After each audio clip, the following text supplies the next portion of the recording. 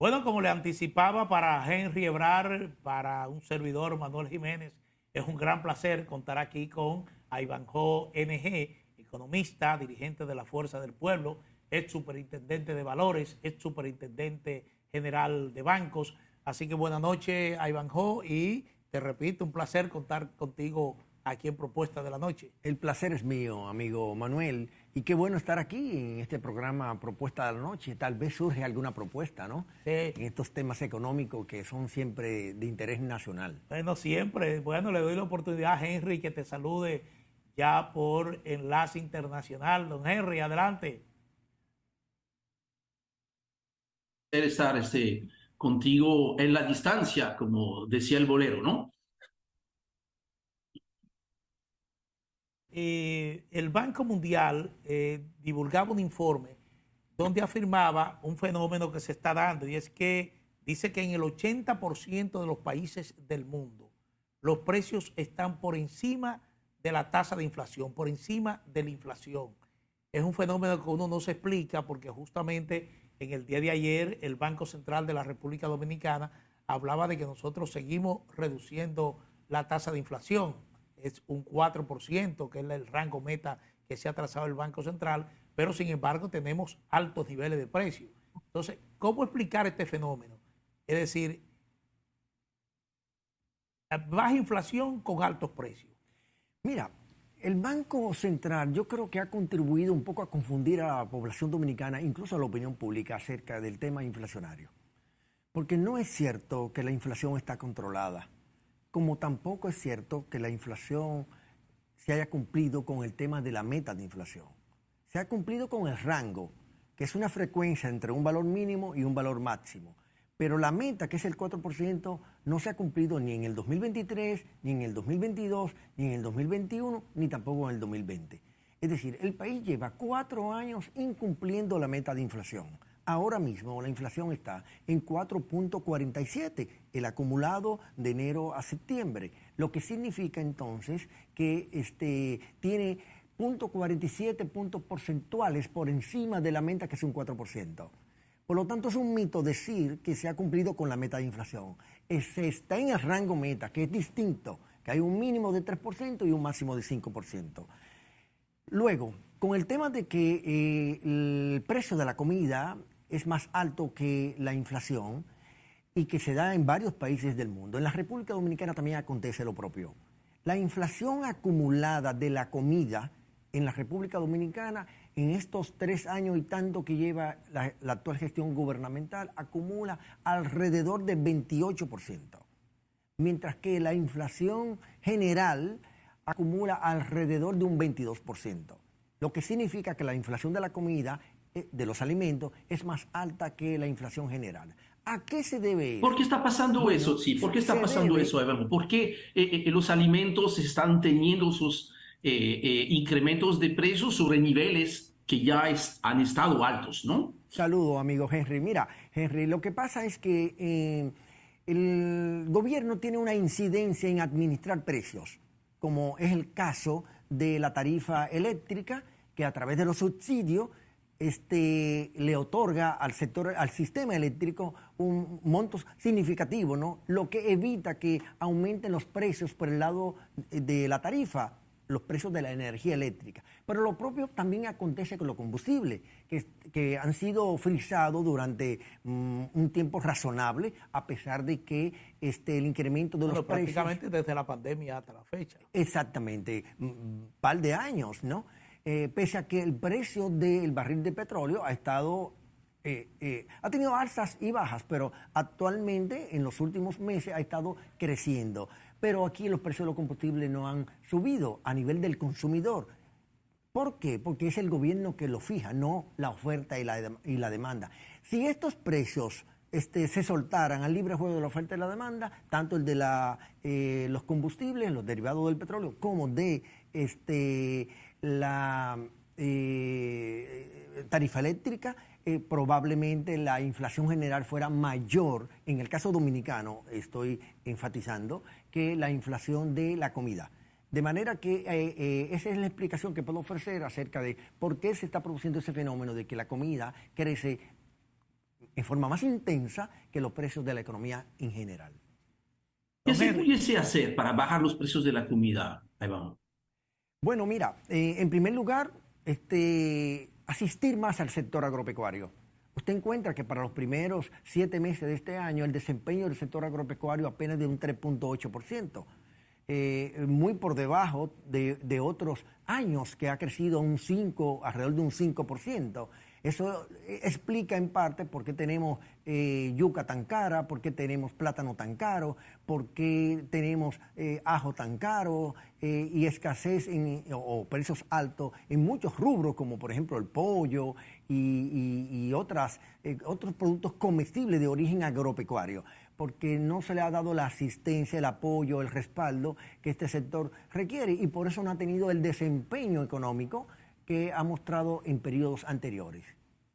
Sí. Bueno, el gobierno ha presentado un proyecto de presupuesto general del Estado para el año 2024 que supera nuevamente el billón de pesos.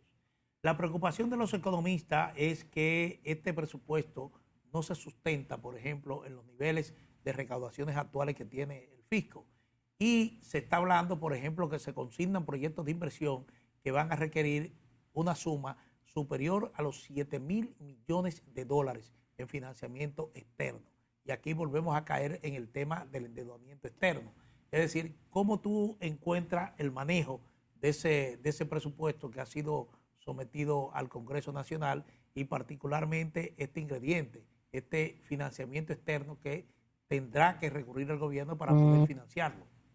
Que es una amenaza a la consolidación fiscal en la República Dominicana, el presupuesto que se ha formulado de cara al año 2024.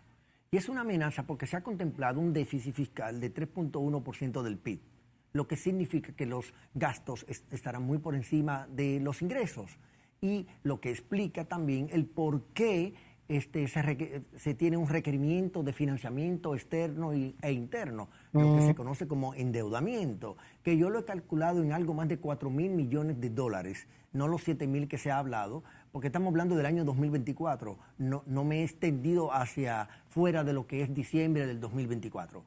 Entonces, ese aumento del endeudamiento, ¿no? Y ese aumento del déficit fiscal debilita la consolidación fiscal, quiere decir que hace que las finanzas públicas queden más expuestas a riesgos, que sean más vulnerables y que siga presionando el tema del servicio de la deuda pública hacia el presupuesto. Digamos, en el año que está transcurriendo, alrededor de un 19% de los ingresos se destinan al servicio de la deuda. Pues el año que viene estará rondando entre 23 y un 24%, lo que significa entonces que cada vez más los gobiernos, la actual gestión y la que venga, tendrá menos recursos disponibles para emprender proyectos, tomar iniciativas para el gasto social, para el gasto de inversión, ¿no? Y eso naturalmente les resta capacidad para que el sector público pueda incidir en la actividad económica. Esa es una de las razones, Manuel. Esa es una de las razones por la cual la economía dominicana ha tenido un desempeño tan pobre en este año 2023, que apenas ha crecido en términos acumulados en 1.7%. Precisamente en ese sentido, Iván, tú mencionaste obviamente el tema del 2024, las elecciones y esto. ¿En qué tú entiendes que independientemente o dependiendo obviamente, ¿no?, del resultado de las elecciones, qué pasaría con una posible reforma fiscal? ¿Qué cambia? ¿Que gane uno u otro? ¿Es irremediable el tema de la reforma fiscal, dependiendo de quién gane, qué tipo de reforma fiscal se haría? ¿Qué entiendes tú con relación a este tema de la venidera reforma fiscal, según lo que estamos escuchando en los pasillos? Mira, Henry, yo no sé si hablar en futuro, porque el pasado reciente, incluso el presente, como que le quita a uno capacidad para pronosticar el futuro. Porque, digamos, en el programa de gobierno de la actual gestión gubernamental está establecido que se iba a hacer una reforma fiscal. E incluso se llegó a anunciar formalmente que se iba a iniciar una reforma fiscal por el año 2021. Luego fue desmontada por una serie de explicaciones, ¿no?, que ellos ofrecieron acerca de que no era el momento para hacer esta reforma fiscal. De manera que ahora que las finanzas públicas están más deterioradas que en años anteriores, pues ya sea el gobierno que surja de los resultados de las elecciones, que ahora mismo nadie está en capacidad de pronosticarlo, con certeza, el que surja tendrá un gran desafío respecto al manejo de las finanzas públicas, porque ciertamente esto no es sostenible, el hecho de que la consolidación fiscal cada día esté más débil ante los déficits presupuestarios que acumula y ante el endeudamiento público que se sigue acumulando. Mira, para el año 2026, el servicio de la deuda pública de la República Dominicana será el más alto de toda la historia. Lo que significa que... ¿De cuánto estaríamos hablando? Estamos hablando de que probablemente estará cerca del 27%. Y entonces, esa es una situación incómoda para los que manejan la hacienda pública, en términos de que tendrán que hacer magia para poder cumplir con los gastos operativos de un gobierno, porque tendrán que destinar muchos recursos a el pago del servicio a la deuda, a no ser que se siga cayendo en el círculo vicioso del endeudamiento para pagar intereses y para abonar o amortizar capital.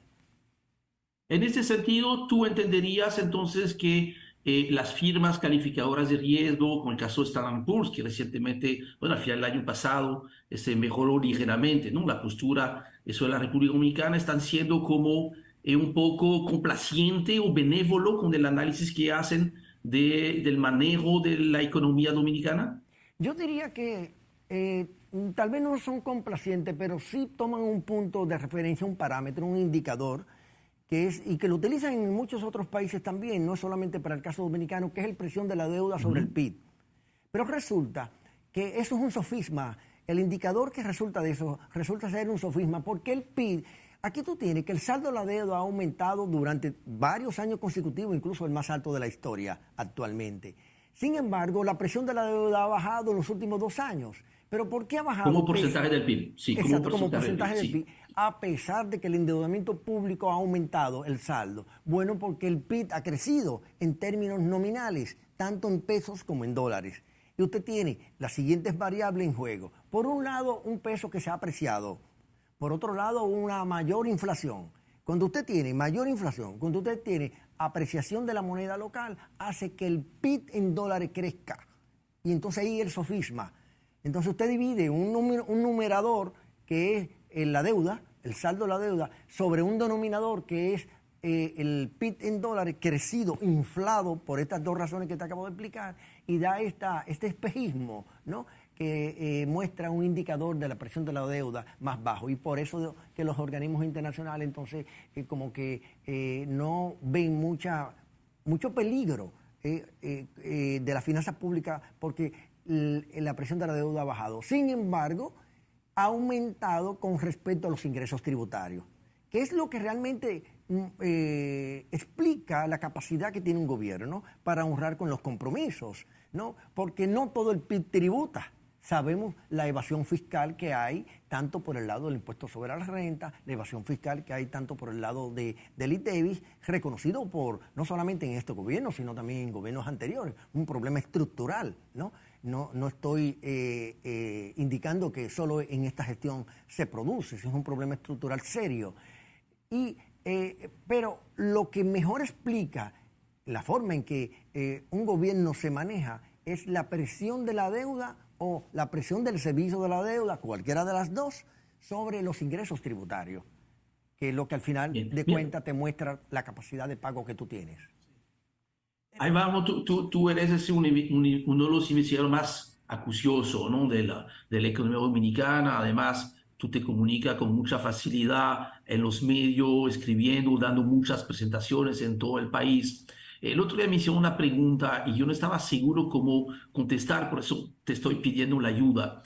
Alguien me preguntó, pero si la economía dominicana está tan mal o con tantas dificultades, ¿por qué el tipo de cambio se ha mantenido relativamente estable, ya que está por debajo hoy en día el precio del dólar a como estaba en julio del 2020?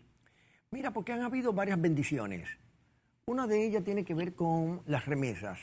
Al país le ha llegado una buena cantidad de remesas, rondando los 10.000 millones de dólares en los últimos años. Es mucho dinero, gracias a la generosidad de la diáspora que vive especialmente en los Estados Unidos, gracias a Biden, gracias a Donald Trump, ¿no? Que mantuvieron una política monetaria expansiva en los momentos que aconteció el COVID, y eso ha hecho que se genere una buena fuente de ingresos de divisas que alimentan las reservas internacionales. Ese por un lado. Y que se mantiene todavía hoy, Sí, que es increíble correcto. la fortaleza que está mostrando el flujo de remesas hacia el país. Sí, pero uno no debe sentirse orgulloso, amigo Henry, porque ningún gobierno, ni este ni ningún otro, es protagonista de que las reservas, No. de que las remesas aumenten. El protagonista es el dominicano que ha salido del país justo por Completamente de situaciones, acuerdo. justo por razones que lo impulsan a dejar su familia, a dejar su tierra. Entonces, el mérito la tiene la diáspora dominicana, no este gobierno ni ningún otro. Y también el aumento del incremento del endeudamiento explica en parte el incremento de las reservas internacionales. De manera, y la recuperación del turismo, obviamente. Y el turismo ahí, yo diría que hasta algún nivel de exageración en el manejo de los indicadores. Porque es cierto que la cantidad de turistas ha aumentado, pero eso es resultado del turismo de venganza.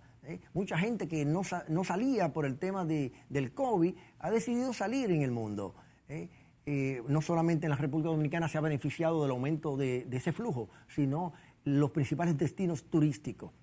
Pero si usted examina la tasa de ocupación hotelera, usted encontrará que está exactamente en los mismos niveles que en el año 2018, y en el año 2019, y en el año 2017, en torno al 75, 76, 77% de la ocupación hotelera. Que ahí hay un fenómeno muy nuevo que no estoy seguro todavía de ver cuál impacto va a tener en el resto de la economía. Es que efectivamente esta caída de la aparente de la ocupación tiene mucho que ver con el desarrollo de esos nuevos canales de turismo, Airbnb y todo eso, porque efectivamente cuando vemos los estudios que hace la encuesta, ¿no?, que hace el Banco Central, estamos viendo que ahora menos se ha caído a debajo del 90% la gente que se dice que se está quedando, que se está hospedando en hoteles, y está creciendo, especialmente dentro del público joven, las nuevas ofertas de turismo que estamos viendo en muchos polos, que eso plantea una serie de problemáticas para el sector, para la misma fiscalidad, pero es interesante ver efectivamente este fenómeno, que este boom de turismo que estamos viendo no necesariamente tiene un beneficio directo para los hoteles. Ciertamente, como tú apuntas, uno que lamenta, amigo Henry, es que uno no observa por el lado del gasto de capital del gobierno obras de infraestructura que ayuden a darle sostenibilidad al crecimiento del turismo. Porque uno examina y dice cuáles obras se están realizando actualmente en materia de infraestructura vial, en materia de infraestructura eléctrica, yo digo desde el ámbito de lo público. Uno de los puntos que sigue siendo muy... Adelante, Manuel. Retomando el tema de la reforma fiscal, todo el mundo está de acuerdo que romper con esa dependencia extranjera en términos económicos tiene que pasar por una mejoría de la capacidad recaudatoria del Estado. Pero cuando se habla de una reforma fiscal, todo el mundo dice cómo concebir una reforma fiscal que real y efectivamente no penalice a los más pequeños, por ejemplo, emprendedores, medianas, pequeñas empresas, porque aquí lo que se habla, por ejemplo, que el sistema tributario que tenemos ahora castiga de manera fundamentalmente a los chiquitos. Estamos hablando de anticipo, etcétera, etcétera. Sí, son desafíos que tiene las finanzas públicas dominicanas y la clase Pero política. ¿cómo concebir una reforma fiscal? Bueno, que no sea una reforma fiscal regresiva, sino progresiva, que vaya en función de los niveles de ingresos. Aquí siempre hemos tenido una base tributaria regresiva que afecta más precisamente a lo que usted señala, a eso que usted ha descrito, y que yo creo que la actual gestión gubernamental ha dejado de lado ese tema. Y por eso es que hoy día la consolidación fiscal se ha debilitado. Yo puedo decir aquí, afirmar, Henry, Manuel, creo que sin riesgo a la equivocación, dos cosas que para mí, o tres cosas que para mí son importantes en materia de examen de la economía dominicana. En primer lugar, que hemos por primera vez incumplido con la meta de inflación con 3 años consecutivos.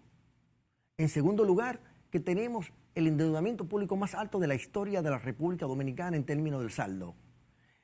En tercer lugar, que por primera vez nosotros estamos mostrando un crecimiento económico que está amenazado. Porque el crecimiento económico que tuvo la economía dominicana en el año 2021 fue producto del rebote estadístico, ¿no? Una caída abrupta de la economía en el 2020 posibilitó que cualquier cosa que ocurriera en el 2021 fuera grande. Pero luego que la economía entrara en normalidad, la economía apenas creció en 4.9% en el 2022, por debajo del potencial, que es 5.5%. ¿Y en cuánto va a crecer la economía en el año 2023? En el mejor de los casos, luego de reestimar los indicadores, en alrededor de un 3%, muy por debajo del crecimiento potencial de la economía de 5.5%. Entonces, si usted examina eso y le agrega el hecho de que ese pobre desempeño económico no ha beneficiado a los trabajadores, porque hoy día, casi por primera vez, los dominicanos tienen menos dinero en las manos que antes. Hoy día hay menos dinero en la calle que antes. Actualmente, noviembre del año 2023, alrededor de 7,000 millones de pesos menos tiene la gente en los bolsillos. Estoy hablando del país completo. Casi 7,000 millones de pesos menos que lo que tenía el mes anterior. Entonces la gente dice, pero una inflación alta, inseguridad ciudadana, aumento del endeudamiento público y, para colmo, poco dinero en la calle circulando, pues una explosión, es una bomba de tiempo. En este sentido, Álvaro, ¿cómo tú evalúas los aumentos de salario que se hicieron en abril, mayo, junio? ¿Qué impacto positivo pudo haber tenido? ¿Qué impacto negativo pudiese haber tenido? ¿Cómo apreciar eso? Bueno, ¿qué ha pasado con eso? Como paliativo lo veo un esfuerzo.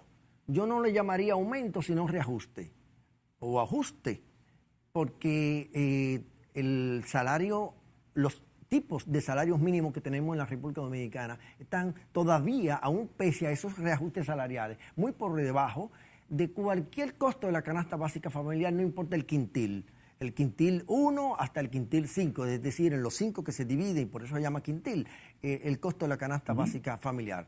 De manera que todavía la cobertura del salario nominal de los trabajadores, el más alto 24.500 o el más bajo 14.000, no cubre el costo de la canasta básica familiar. De manera que el esfuerzo hay que saludarlo en ese orden, pero no como para crearle ilusión o venderle una burbuja al país de que estamos en el país de las maravillas. Bueno, el salario mínimo del sector público sigue en 10,000 pesos. ¿Tú crees que es factible ir actualizándolo en un futuro más o menos cercano? Y es el del gobierno central. Si usted se va al gobierno general, a los municipios, peor. Sí. Usted encuentra que el promedio del salario mínimo debe andar 5,000 pesos, bueno, probablemente. Desde ese punto de la política social, por ejemplo, y económica, el gobierno presenta como un logro reducción de pobreza y reducción de la tasa de desempleo. Bueno, mira, es que lo de la tasa de desempleo es un sofisma que maneja el gobierno. Porque en cuanto estaba el empleo formal en el año 2019, es decir, previo a la pandemia, el empleo formal era de 51% y el empleo informal 49%. ¿Ustedes saben cuánto está ahora el empleo informal? 57%. Lo que significa que el crecimiento del empleo se debe al crecimiento del empleo informal, en el que ni la iniciativa privada empresarial ni la del gobierno tiene vela en ese entierro, sino cualquiera de nosotros que monta un negocito en una esquina o se pone a hacer trabajo de echadía en cualquier otro lugar, que ese es el empleo informal. Ese es el que ha crecido en la República Dominicana. Pero ese empleo no tiene calidad porque está al margen de la seguridad laboral, al margen de la seguridad social, y también tiene salarios más deprimidos y una gran movilidad laboral. Por lo tanto, yo no me siento orgulloso cuando el Banco Central dice que el empleo aumentó. Es verdad, aumentó, pero el que aumentó pues, fue el empleo informal, no el empleo formal. Sí, brevemente, pobreza. Bueno, respecto a la pobreza, ciertamente el Ministerio de Economía y Planificación de Desarrollo ha indicado que los indicadores han mejorado, que la pobreza general ha disminuido en la República Dominicana. A uno se le hace, yo no puedo cuestionar el dato, no tengo un método alternativo, no tengo las herramientas para descalificar el dato, tengo que asumirlo como cierto, porque no tengo otro alternativo. Ahora, en la lógica, en el imaginario social, oiga bien, en el imaginario social, como que resulta difícil pensarlo así. Porque usted encuentra que el empleo informal ha aumentado, usted encuentra que el costo de la vida ha aumentado, como que pensar que la pobreza ha disminuido en la República Dominicana, bueno, tal vez por el tema de los subsidios, de los bonos y demás asistencia que otorga el gobierno, es posible que por ese lado haya contribuido a disminuir los niveles de pobreza general de la República Dominicana, que siguen siendo muy altos. Sí. Bueno, Henry, llegamos al final. Necesitaríamos todo un programa para conversar con Ivanhoe NG sobre estos temas de economía y en términos sociales, pero lamentablemente llegamos al final. Así que muchísimas gracias a Ivanhoe NG, economista, dirigente de la Fuerza del Pueblo, ex superintendente de valores, ex superintendente de bancos. Así es que Henry Ebrard, un servidor Manuel Jiménez, igualmente agradecemos a ustedes su sintonía y les recordamos que estamos aquí de lunes a viernes de 7 a 8 de la noche por RNN, Canal 27. Buenas noches. Buenas noches.